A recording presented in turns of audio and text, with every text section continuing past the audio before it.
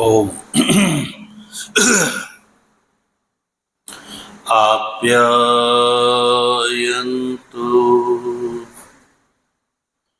ममाङ्गानि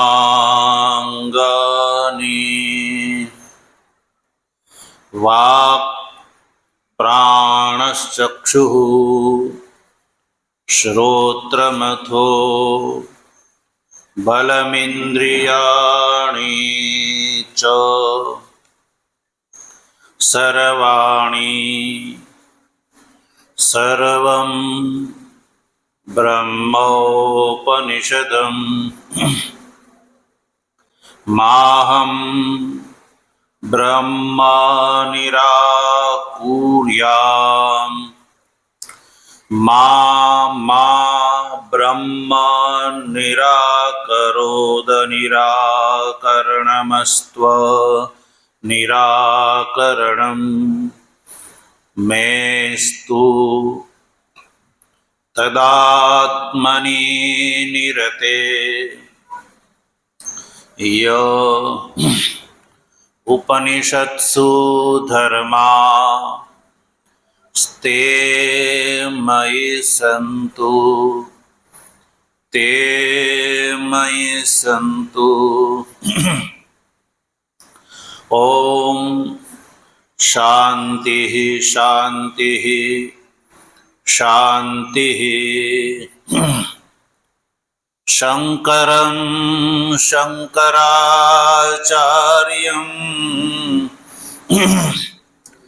केशवं बादरायणं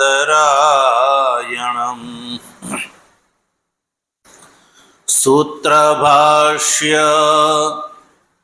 कृतौ वन्दे भगवन्तौ पुनः पुनः। ईश्वरो गुरुरात्मेति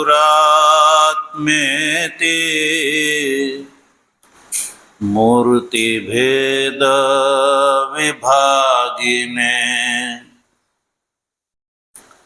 व्योमवद् व्याप्तदेहाय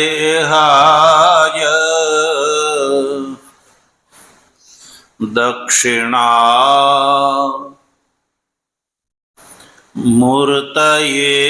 नमः। ओम शांति शांति शांति।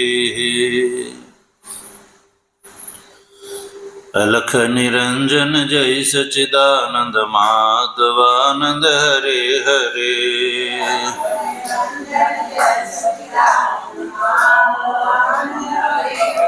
हे अलख निरंजन जय सच्चिदानंद माधवानंद हरे हरे।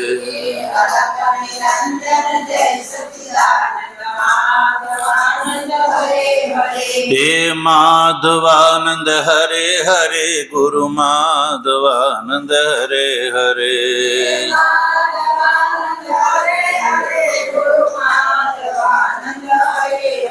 हे माधवानंद हरे हरे गुरु माधवानंद हरे हरे।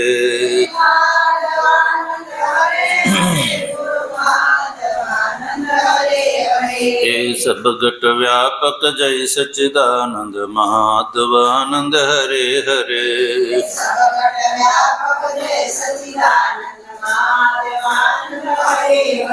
सद्गुरुदेवनी तत्र जिज्ञासु सज्जनो ભગવાનની પરમાનુકંપાથી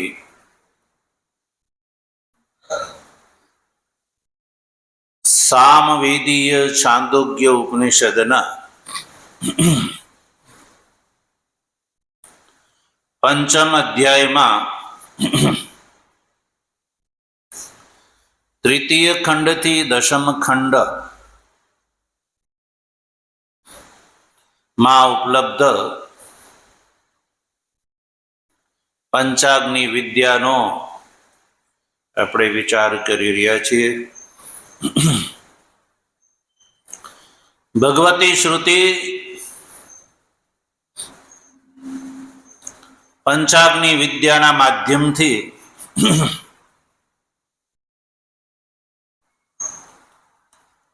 કર્મના ફળ સ્વરૂપે જે જીવનું ગમનાગમન છે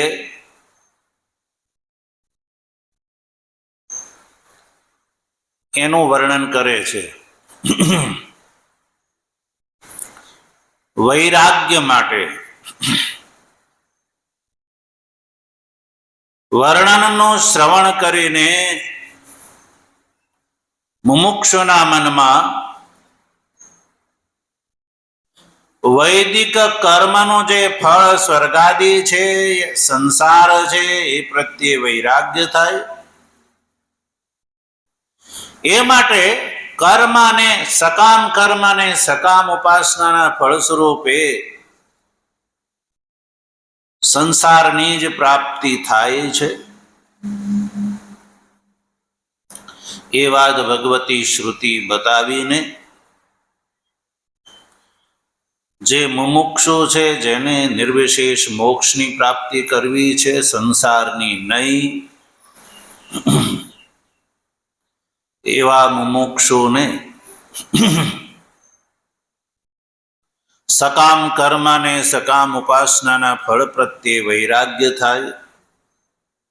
એ દ્રષ્ટિથી ભગવતી શ્રુતિ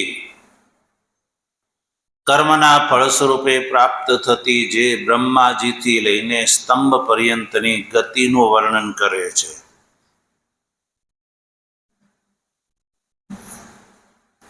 આખ્યાયિકાના માધ્યમથી. તો આખ્યાયિકાને આપણે ગઈકાલે ત્યાં સુધી જાણ્યું શ્વેત કેતુ જે છે એ રાજાના એકેય પ્રશ્નનો ઉત્તર ન દઈ શકતા પોતાના પિતાની પાસે આવે છે અને પિતાની પાસે આવીને કહે છે કે આનાનું શિષ્ય મા ભગવાન બ્રવીત અનુત્વાશિષત ઇતિ. શ્વેત કેતુ એના પિતાને આવીને કહે છે કે પિતાજી, તમે તો મને પૂરેપૂરો ભણાવ્યા વગર કહી દીધું કે મેં તને ભણાવી દીધો છે.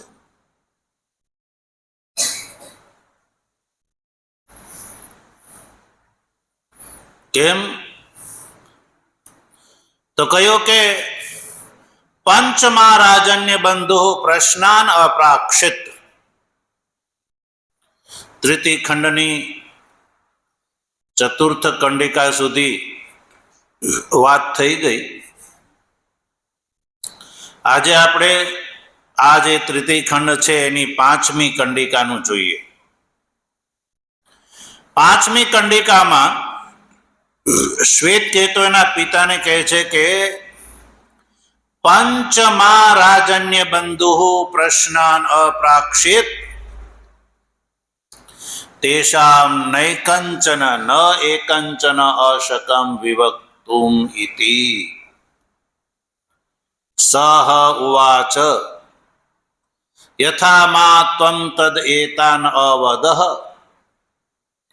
યથા અહમ એષામ ન એકંચન વેદ યદિ અહમ ઇમાન અવેદિષ્યમ કથમ તે ન અવક્ષ્યમ ઇતિ. પિતા અને પુત્રનો આ સંવાદ છે. પુત્રએ પિતાની પાસે આવીને કહ્યું કે પંચમા રાજન્ય બંધુ પ્રશ્નાન અપ્રાક્ષિત. આ પાંચમી કંડિકાનું પહેલું વાક્ય છે. શ્વેત કેતુ કહે છે કે રાજન્ય બંધુએ મને 5 પ્રશ્ન કર્યા. કોણે? રાજન્ય બંધુએ. રાજા માટે રાજન્ય બંધુ શબ્દનો પ્રયોગ કરે છે શ્વેત કેતુ, કારણ કે રાજાથી નારાજ છે. નારાજ હોવાથી ગુસ્સાના કારણે રાજાના માટે શ્વેતકેતુ રાજન્ય બંધુ એવો અપશબ્દનો પ્રયોગ કરે છે. પિતાને કહે છે કે હે પિતાજી, રાજન્ય બંધુએ મને 5 પ્રશ્ન કર્યા.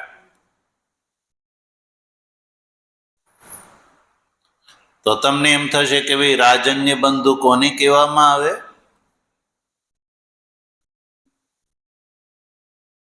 તો જો જેમ લોક ભાષામાં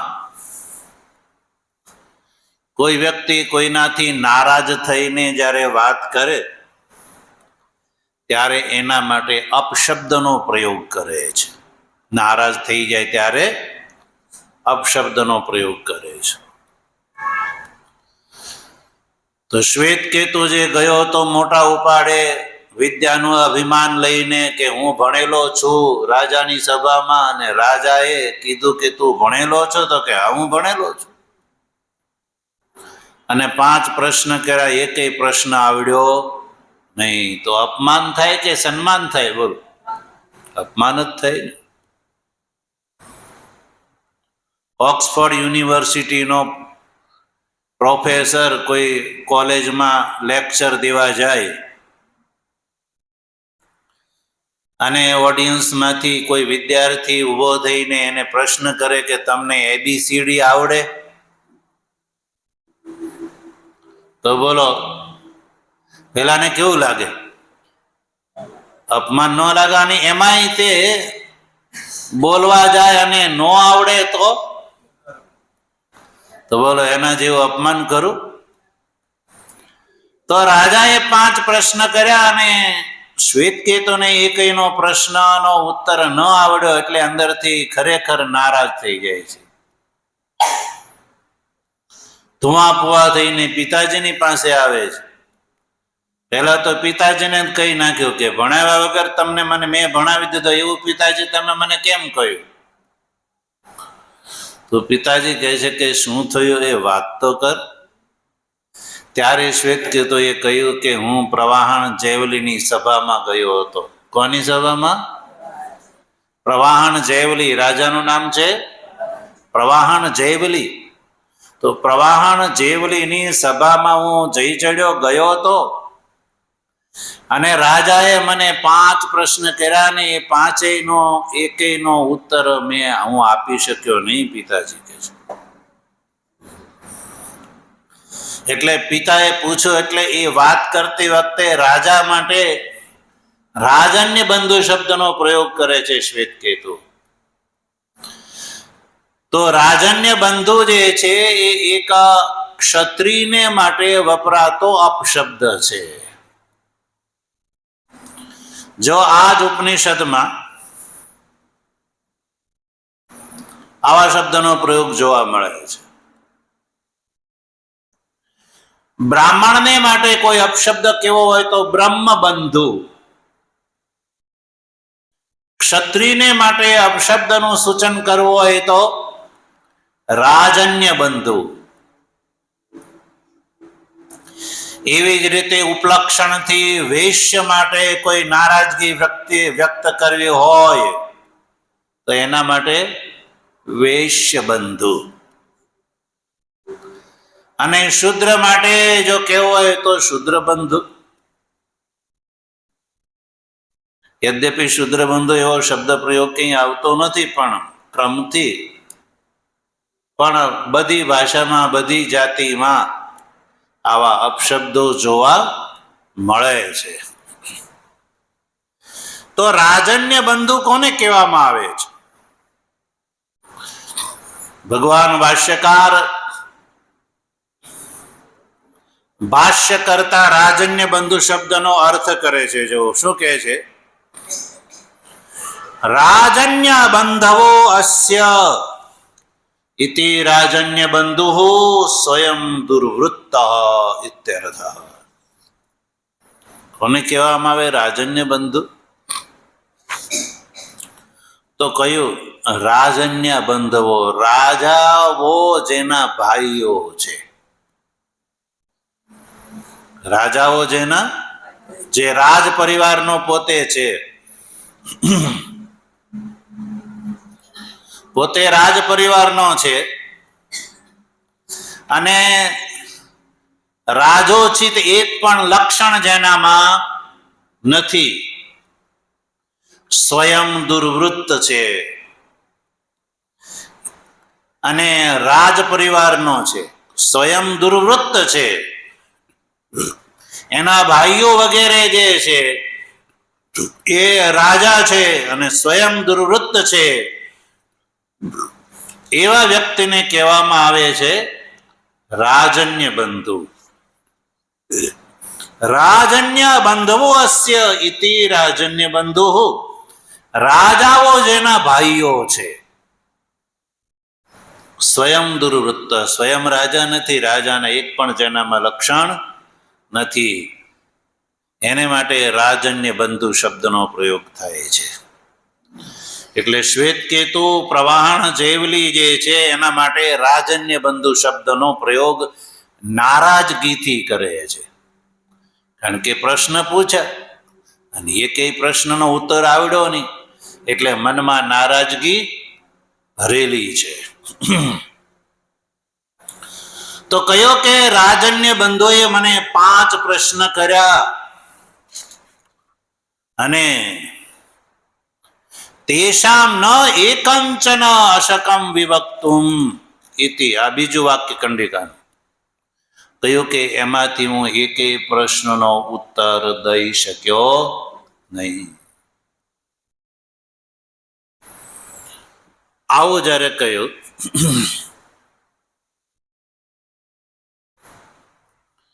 તો એના પિતા શું કહે છે આગળ જોઈએ આપણે, આગળની પંક્તિમાં પિતાનું વચન શ્રુતિ બતાવે છે. આ વાર્તા કોણ કરે છે? શ્રુતિ કરે છે. કોણ કરે છે?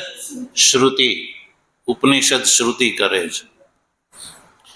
સ હોવાચ, શ્રુતિ કહે છે કે પિતાએ કહ્યું. શું કહ્યું? યથા મા ત્વમ તદ એતાન અવદ,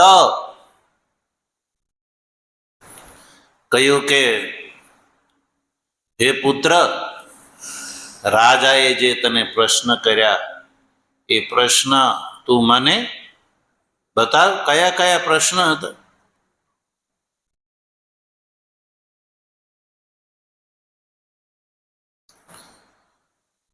તો કહ્યું કે યથા મા ત્વમ તદ એતાન અવદ યથા અહમ એષામ ન એકંચન વેદ. કયા કયા પ્રશ્ન કર્યા હતા એ તો આવીને તરત જ એને કહી દીધું હતું આચાર્ય ગૌતમને. તો આચાર્ય ગૌતમ શું કહે છે? યથા મા ત્વમ તદ એતાન અવદ, જે રાજાએ કરેલા પ્રશ્નો તે મને આવીને કહ્યા હતા. યથા અહમ એષા ન એકંચન વેદ. આગળની પંક્તિમાં કહે છે કે અહમ એટલે કે હું, એષામ પ્રશ્નાનામ ન એકંચન વદ, તે કહેલા, તે જે રાજાના પ્રશ્નનો મારી સામે જે અનુવાદ કર્યો એ પ્રશ્નના ઉત્તર તો હું પણ એકેયનો જાણતો નથી. કોણે કહ્યું? એના પિતાએ કહ્યું. હું પણ એ પ્રશ્નના ઉત્તર નથી જાણતો.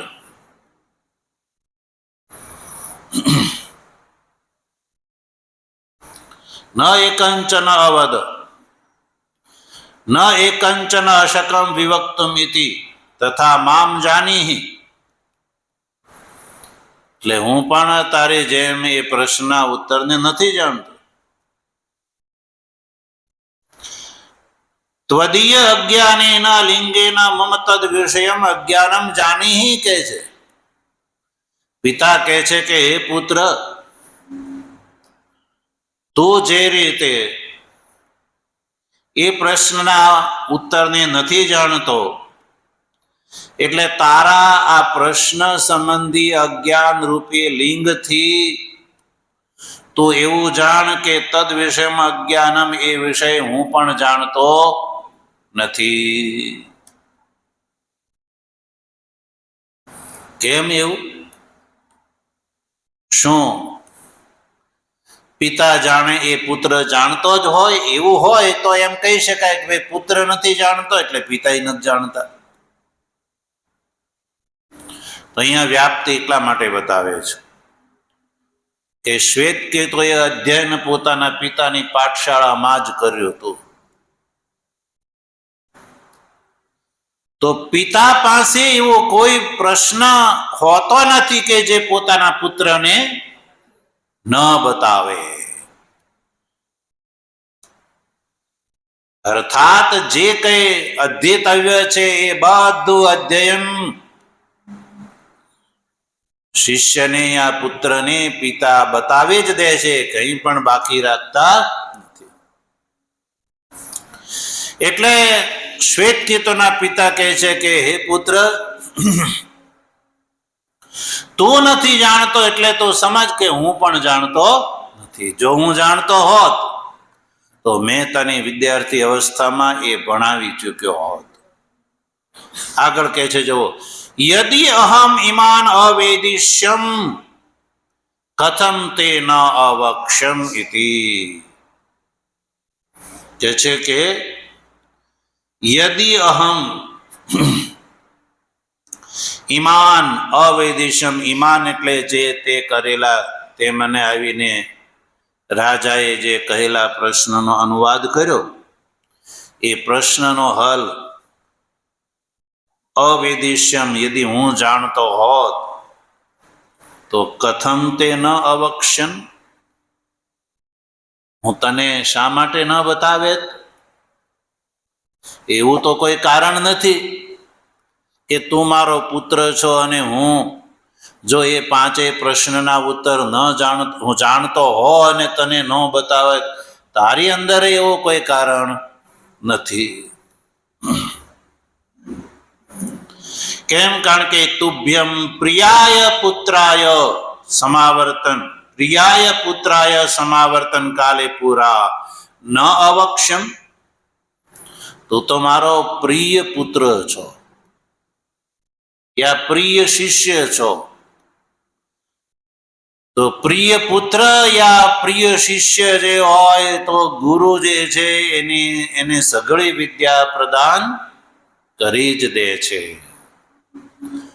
સજ્જનો, આપણે ત્યાં વૈદિક પરંપરામાં વિદ્યાની પરંપરા બે પ્રકારથી ચાલી છે. એક પિતા પુત્રના રૂપમાં અને એક ગુરુ શિષ્યના રૂપમાં.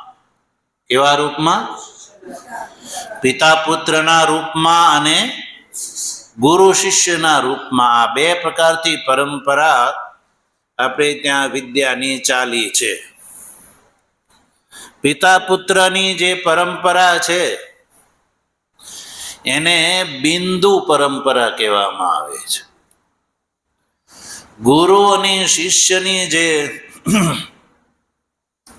પરંપરા છે, વિદ્યાનું આદાન પ્રદાન, વિદ્યાનું પ્રદાન, ગુરુ શિષ્યને વિદ્યાનું પ્રદાન કરે છે, તો એ નાદ પરંપરાથી, બિંદુ પરંપરા અને નાદ પરંપરા. તો પિતા કહે છે કે હે પુત્ર, કથમ તે ન અવક્ષ્યમ, હું તને જો એ પ્રશ્નના ઉત્તર હું જાણતો હોત તો તને શા માટે ન બતાવે? કારણ કે તું તો મારો પ્રિય પુત્ર છો અને પ્રિય પુત્રને માટે એવી કઈ વસ્તુ હોય જે પિતા એને ન આપે, અર્થાત સઘળું આપી દે છે. એટલે સમાવર્તન કાલે મેં તને જે સંપૂર્ણ વિદ્યા પ્રદાન કરીને જ મેં તને તારા સમાવર્તન સંસ્કાર કર્યા હતા. સમાવર્તન એક સંસ્કાર છે. 16 સંસ્કારોમાં એક સંસ્કાર છે સમાવર્તન સંસ્કાર. અને એ ક્યારે કરવામાં આવે છે? જ્યારે ભણી લે ત્યારે, બ્રહ્મચર્ય કાળ પૂરો થાય, અધ્યયન સંપૂર્ણ થાય ત્યારે ગુરુ છે એ વિદ્યાર્થીઓના સમાવર્તન સંસ્કાર કરે છે. એટલે શિષ્ય જે છે ત્યારબાદ ઘરે જઈ શકે છે. વિદ્યાધ્યન હોય ત્યાં સુધી ઘરે જવાની વાત આવતી નથી, પણ વિદ્યાધ્યન પૂરું થાય એટલે સમાવર્તન સંસ્કાર થઈ ગયા એટલે સમજવાનું કે એ વિદ્યાર્થી હવે સ્નાતક થઈ ગયો, અર્થાત ભણી રહ્યો. ત્યારબાદ એ ગ્રહસ્થાશ્રમમાં પ્રવેશ કરવાનો અધિકારી થઈ જાય છે. એટલે સમાવર્તન સંસ્કાર પછી વિવાહ સંસ્કાર આવે છે. કયા? વિવાહ સંસ્કાર. પછી વિદ્યાર્થી વિવાહ કરે છે, પત્નીનું પાણી ગ્રહણ કરે છે. વિવાહ સંસ્કાર શા માટે? તો કહ્યું કે વેદોક્ત બ્રહ્મચર્ય અવસ્થામાં જે વેદાધ્યયન કર્યું ને, તો વેદાધ્યયન કરતી વખતે વેદમાં જે કહેલા જે કર્મો છે એ કર્મનું અનુષ્ઠાન કરવા માટે વિવાહ સંસ્કાર. તો એમાં પત્નીનું પાણી ગ્રહણ શા માટે? વિવાહ તો એને કહેવામાં આવે, જે પત્નીનું પાણી ગ્રહણ કરવું એને વિવાહ કહેવામાં આવે છે. તો વિવાહ એટલા માટે કે વેદોક્ત કર્મ જે છે એ એકલા થઈ શકતા નથી, સપત્નીક જ થઈ શકે છે. એટલે વિવાહની જે પરંપરા છે, વિવાહના જે સંસ્કાર છે સજ્જનો વૈદિક ધર્મમાં, એ વેદોક્ત કર્મનું અનુષ્ઠાન કરવા માટે છે, ભોગ વિલાસ માટે નથી, સુખ સુવિધા માટે નથી, કેવલ સંતતિ માટે નથી, પણ વેદોક્ત કર્મનું અનુષ્ઠાન કરવા માટે છે. આશ્રમહીન વ્યક્તિ જે છે યા નિરાશ્રમી જે છે એ વેદોક્ત કર્મનું અનુષ્ઠાન કરી શકતો નથી. એટલે આપણે ત્યાં કહ્યું નિરાશ્રમી ન તિષ્ઠેત. મનુષ્યએ એક ક્ષણ પણ નિરાશ્રમી રહેવું જોઈએ નહીં. નિરાશ્રમી એટલે ખબર પડી? આશ્રમહીન.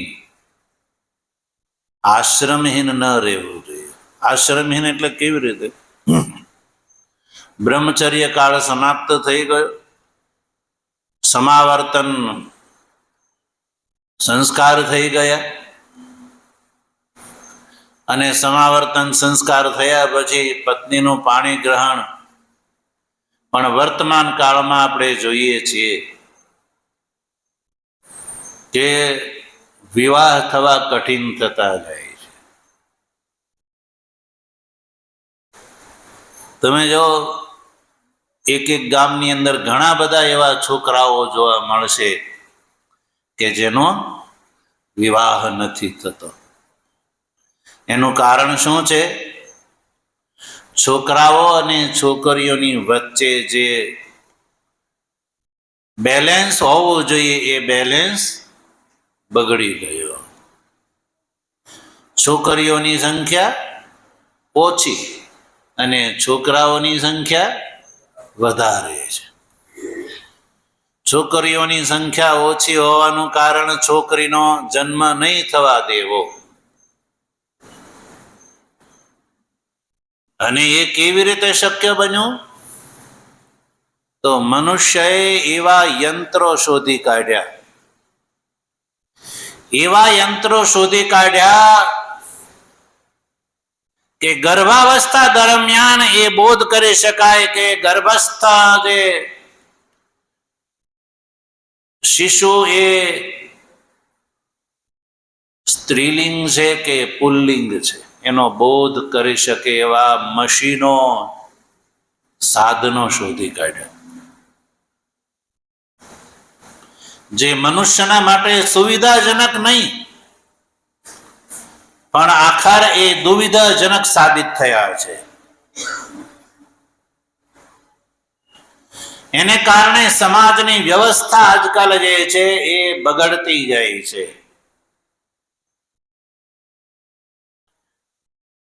અને એનું જે દૂષણ છે એ કહી ન શકાય એવું દૂષણ છે. અને આવા પરીક્ષણ મશીનો જ્યાં ત્યાં ઉપલબ્ધ છે. યદ્યપિ સરકારે એની ઉપર સરકારના નિયંત્રણનો અભાવ, કાયદાની ઢીલાશ, એના કારણે થાય છે શું કે છુપી રીતે આ બધું કાર્ય થતું રહે છે. અને એનું પરિણામ એ આવે છે કે વહુને એ ગર્ભ ન રાખવો હોય તો ક્યારે જઈને પરીક્ષણ કરી લે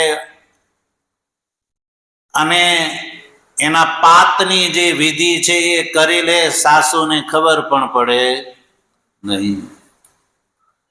સાસુની તો વાત જ જવા દો, એના પતિને પણ ખબર પડતી નથી. કારણ કે એટલી એ સુવિધા જે છે એ સુગમ થઈ ગઈ કે પતિને પણ ખબર ના પડે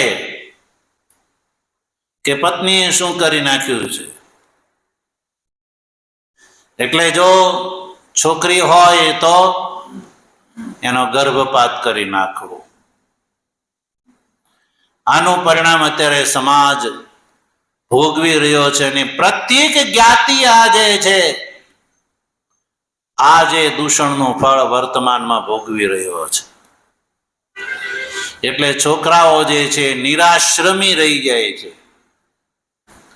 અને નિરાશ્રમી જે છે એ વૈદિક કર્મનો અધિકારી નથી રહેતો, યાગાદિ કર્મનો અધિકારી નથી રહેતો. અને એના ફળ મનુષ્ય જન્મનો જે ઉદ્દેશ છે એ સફળ નથી થતો. અને વૈદિક પ્રક્રિયા પ્રમાણે એ અધોગતિનો ભાગીદાર થાય છે નિરાશ્રમી વ્યક્તિ. કારણ કે એના શ્રાદ્ધાદિ કોણ કરે? શ્રાદ્ધાદિ પિંડદાનાદિ તો એ પુત્ર દ્વારા થાય છે. તો નિરાશ્રમી જે છે પત્નીહીન પુત્રહીન છે. જ્યારે વૈદિક સિદ્ધાંત જે છે એ બધાને માટે વર્ણ અને આશ્રમની અંદર બંધાઈને કર્માનુષ્ઠાનની અંદર શ્રુતિ પ્રેરિત કરે છે. એટલે આ જે દૂષણ છે એ મહાદૂષણ વર્તમાન કાળમાં છે. એટલે પત્નીનું પાણી ગ્રહણ સજ્જનો વૈદિક કર્માનુષ્ઠાન માટે છે.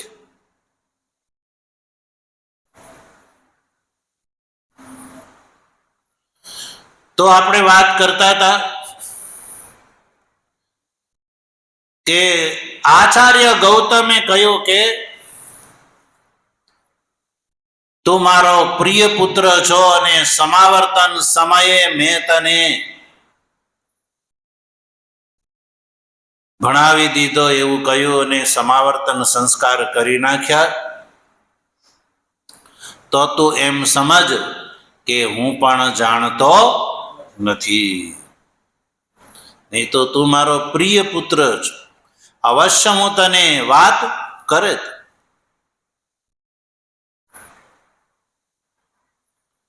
ત્યાર પછી શું થયું? તો આચાર્ય ગૌતમ એટલે શ્વેતકેતુના પિતા જે છે, આગળની કંડિકામાં એની વાત આવે છે. 5મી કંડિકા અહીંયા પૂર્ણ થાય છે. 6ઠ્ઠી કંડિકાનું આપણે ઉચ્ચારણ કરીએ. એમાં કહાની આખ્યાયિકા શું છે, શ્રુતિ શું કહે છે જોઈએ.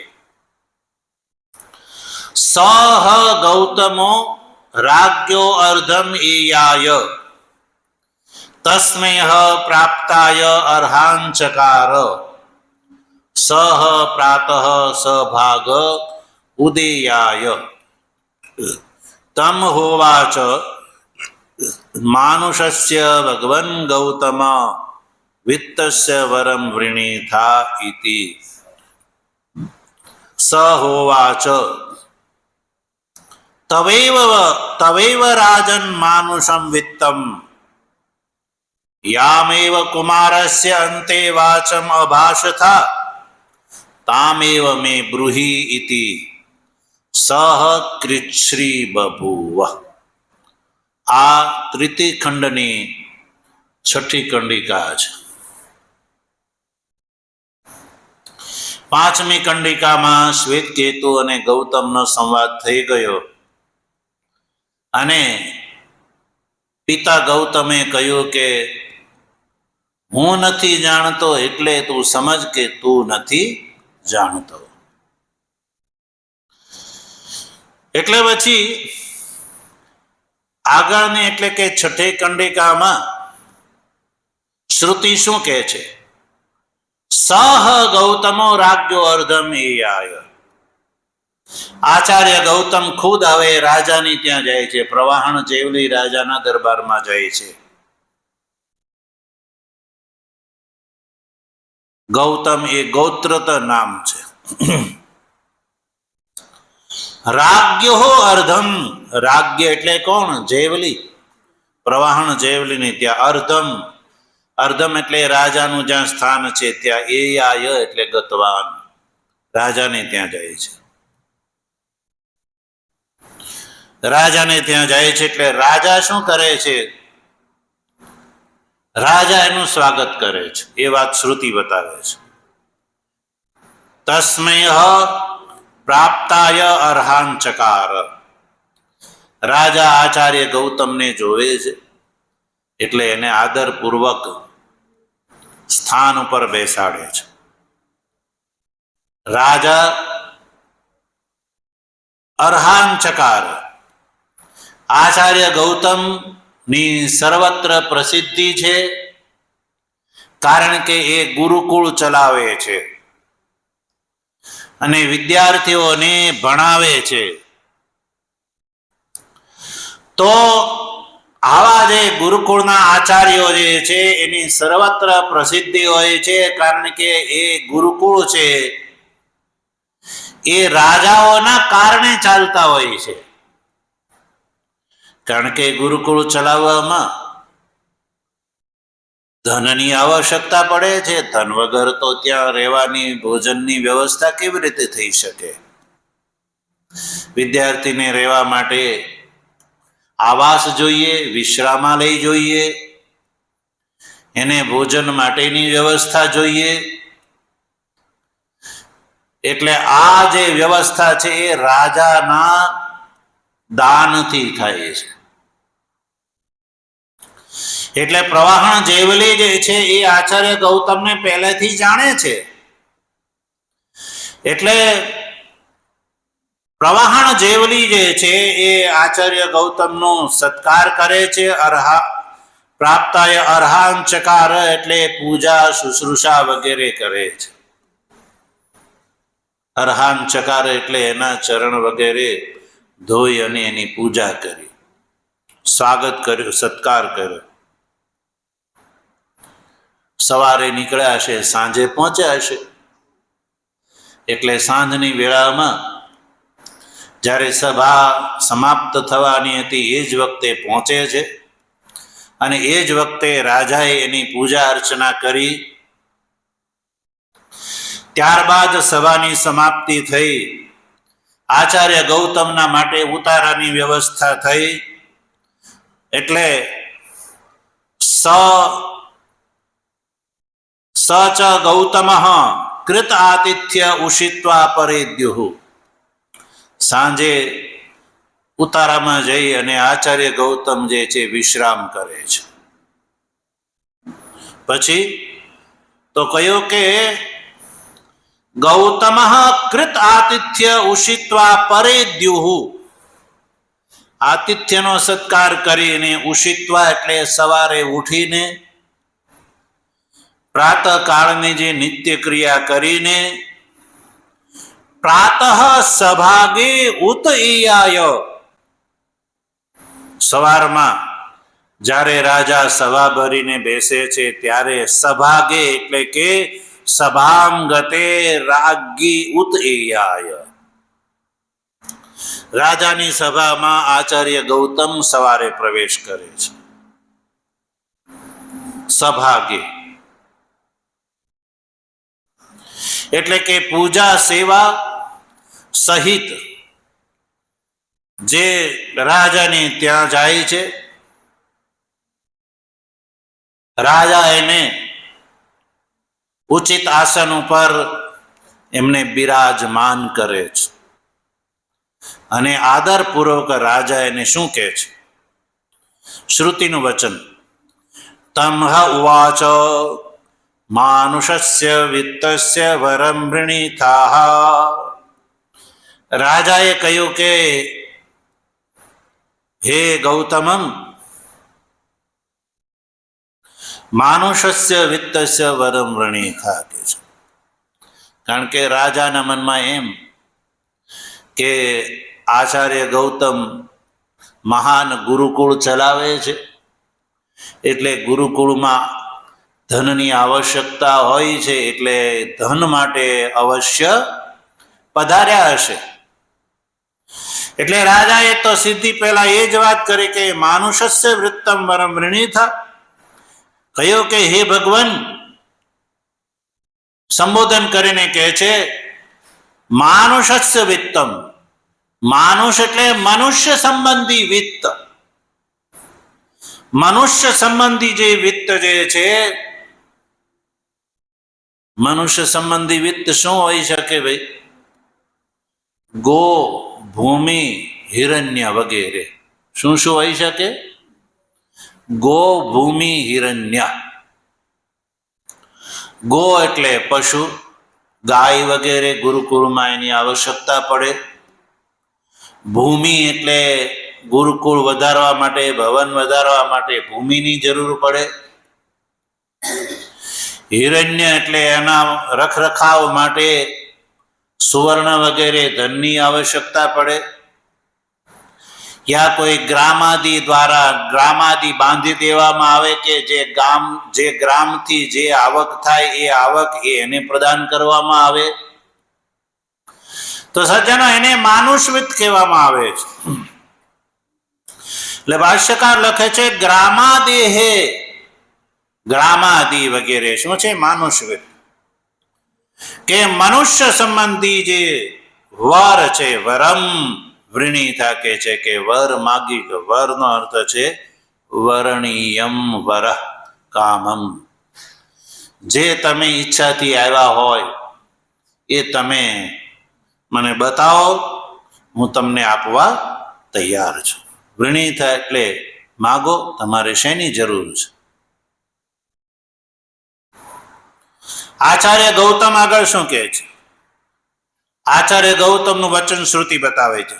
સ હોવાચ તવેવ રાજન માનુષમ વિત્તમ.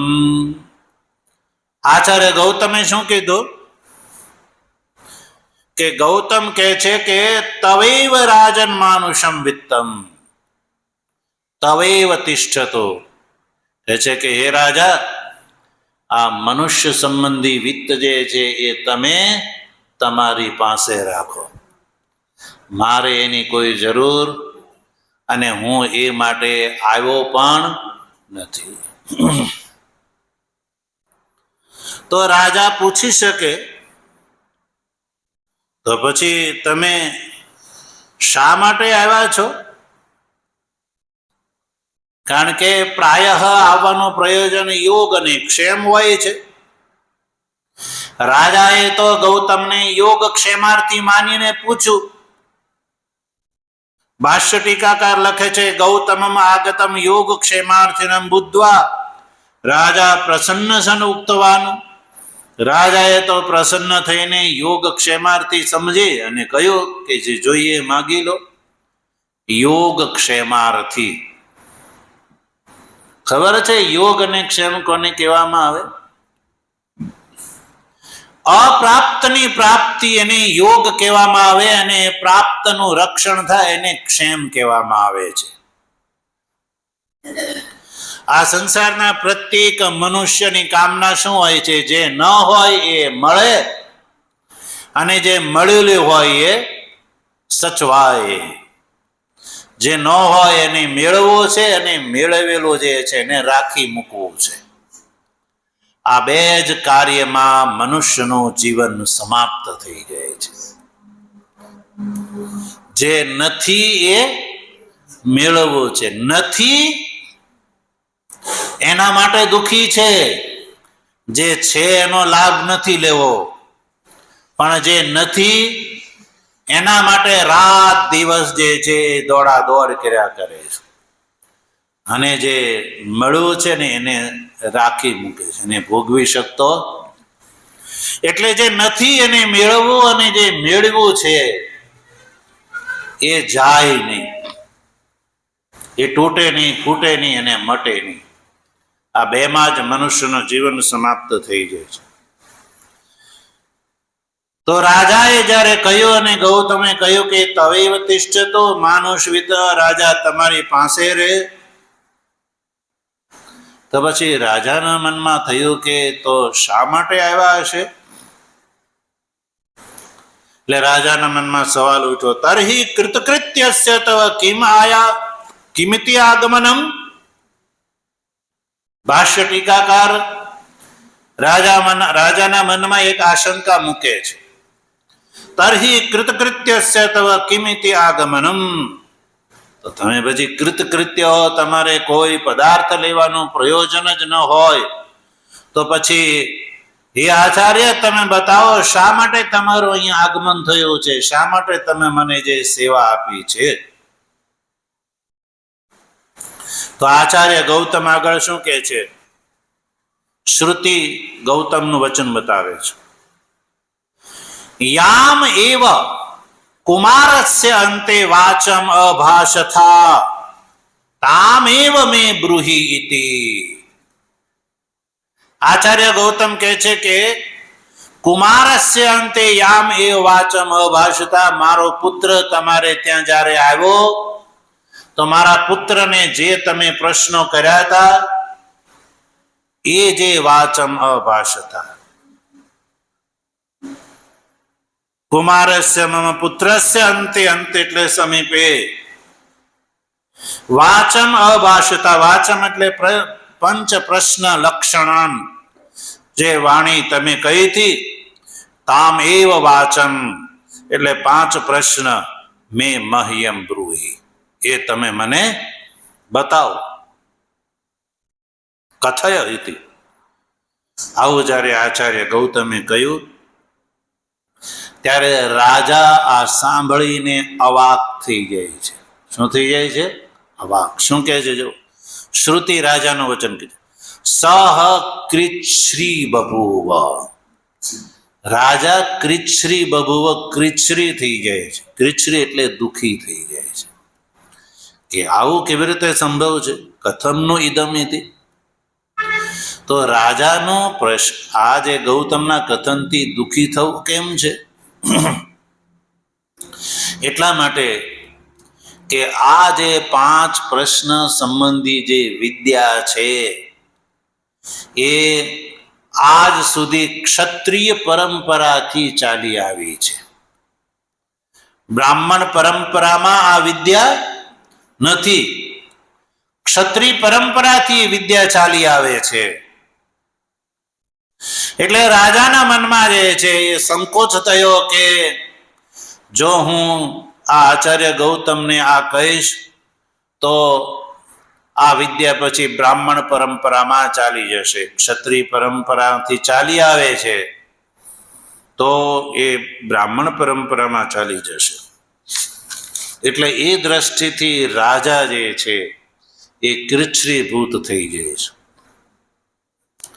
પણ બ્રાહ્મણ અપ્રત્યાખ્યેય, બ્રાહ્મણનું વચનનું જે પ્રત્યાખ્યાન ન કરવું જોઈએ એ માની અને રાજા એ વિદ્યા દે છે પણ વિધિવત પ્રદાન કરે છે. એ વાત જે છે ભગવાનની કૃપા હશે તો આપણે આગળ કરીશું. ઓમ આપ્યાયન્તુ મમાંગાની વાક્ પ્રાણશ્ચક્ષુઃ શ્રોત્રમથો બલમિન્દ્રિયાણિ ચ સર્વાણિ સર્વં બ્રહ્મોપનિષદં માહં બ્રહ્મા નિરાકુર્યામ મા બ્રહ્મા નિરાકરોદ નિરાકરણમસ્ત્વ નિરાકરણં મેસ્તુ તદાત્મની નિરતે ય ઉપનિષત્સુ ધર્મા તે મયિ સંતુ. ઓમ શાંતિ શાંતિ શાંતિ. શંકરં શંકરાચાર્યં કેશવં બાદરાયણં સૂત્રભાષ્ય કૃતૌ વંદે ભગવन्तૌ પુનઃ પુનઃ. ઈશ્વરો ગુરુરાત્મેતિ મૂર્તિભેદ વિભાગિને વ્યોમવદ્વ્યાપ્તદેહાય દક્ષિણામૂર્તયે નમઃ. ઓમ શાંતિ શાંતિ શાંતિ. સદગુરુદેવની જય.